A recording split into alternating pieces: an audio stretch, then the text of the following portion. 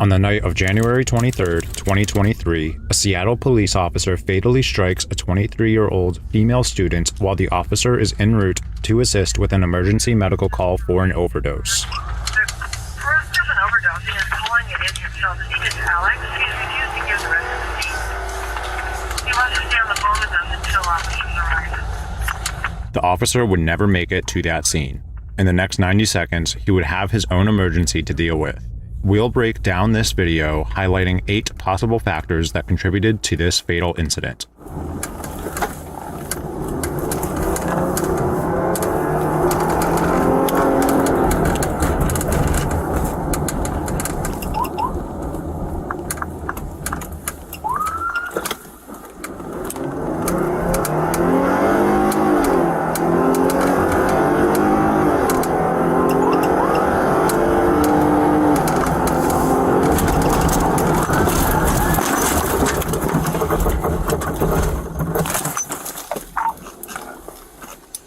Mary 2, start a supervisor, start fire for a struck pedestrian.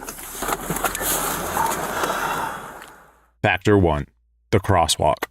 We can't see it from the video, but the officer admits the pedestrian was in the crosswalk. In this situation, the pedestrian was in the correct area to cross the road. Had the officer yielded at crosswalks in the scenario, he could have avoided hitting the pedestrian. Factor 2. Time of day. In this case, there was relatively good street lighting, but any scenario at night will hinder how well a driver can see hazards in the road, regardless of the situation. Factor 3. Visual obstacles. At the scene of the crash, there was also construction on the right-hand side of the road. This construction might have made the pedestrian harder to see from a distance. Conversely, the cruiser may have also been difficult to see from the pedestrian's perspective, which we will cover in a later point.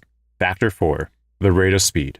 This was the biggest factor in this situation becoming fatal. During the initial impact, the speedometer reaches somewhere between 72 and 58 miles per hour. Even with the most beneficial estimate of the officer's speed, this was not a survivable crash. Even in the unlikely event that the officer was traveling only 58 miles an hour, the chance of this being survivable was in the single percentile. The fact that the incident involved a large SUV equipped with the steel push bumper did not help matters. Factor 5. Proper visual signaling. The police squad had its emergency lights activated during the incident. Of the hundreds of evidentiary photos taken of the scene, several photos show the perspective a pedestrian would have had for the approaching police SUV. While their lights are visible, it is important to note that the cruiser was traveling at a high rate of speed and the pedestrian had only seconds to react. Factor 6. Audible warnings. While the officer was en route to the initial emergency he was called to, he failed to consistently use his sirens.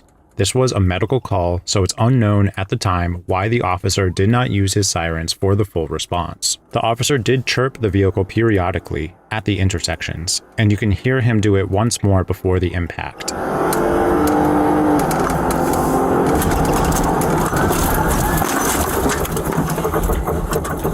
Had the officer utilized his cruiser's audible warnings to their full capacity, this tragedy might have been avoided. Factor 7. Time to treatment. The officer is surprisingly collected after the impact. He immediately notifies other officers of the situation and begins CPR shortly after.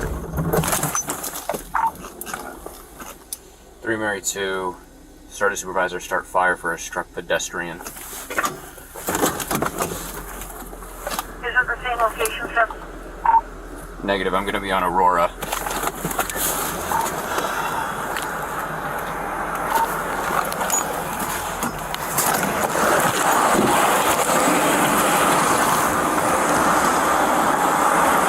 Thomas?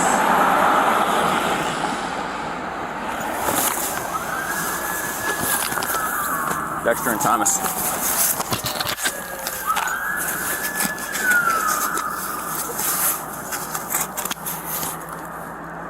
A-firm, I'm okay.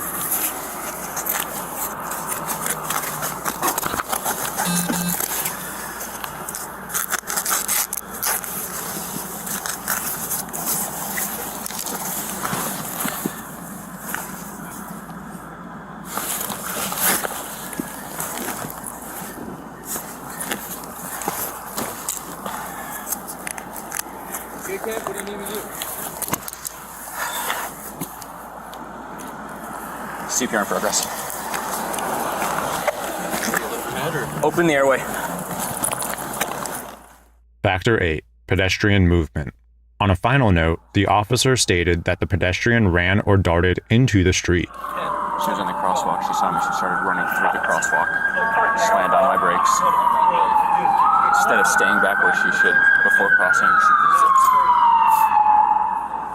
The squad was equipped with a dash cam, and while we requested that video from the prosecutor's office, it has not been released yet. The prosecutor's office provided this statement in regards to releasing future videos. There is more than 20 in-car video and body-worn video attached to this case, and surveillance video was collected. We have released in the first installment what has been made public at this time, and the additional videos will be released after review.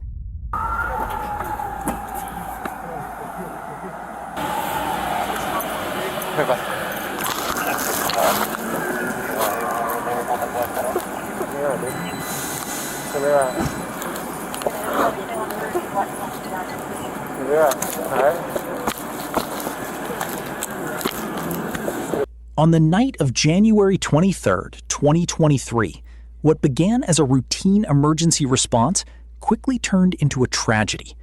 A Seattle police officer was rushing to assist with an overdose call when his patrol SUV struck a 23-year-old student who was crossing the street. Within seconds, the officer's mission changed from saving one life to desperately trying to save another. Several key factors appear to have contributed to this devastating collision.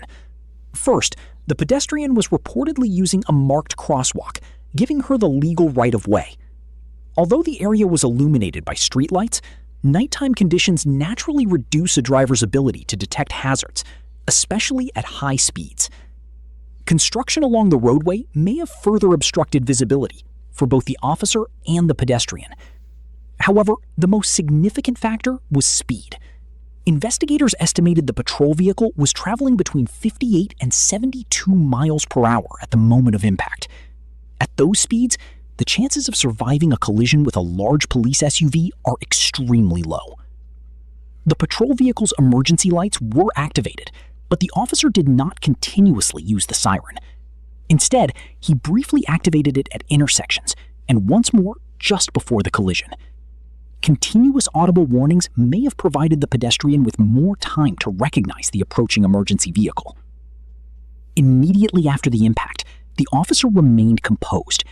He radioed for assistance, requested fire and medical units, and began performing CPR while additional responders rushed to the scene. The officer later stated that the pedestrian suddenly ran into the roadway. However, investigators have noted that multiple dashcam, bodycam, and surveillance videos were collected, and not all of that footage has been publicly released. Until every piece of evidence is reviewed, the full sequence of events remains under investigation.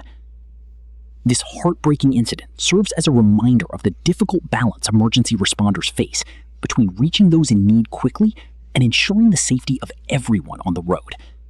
Every second matters, but so does every life.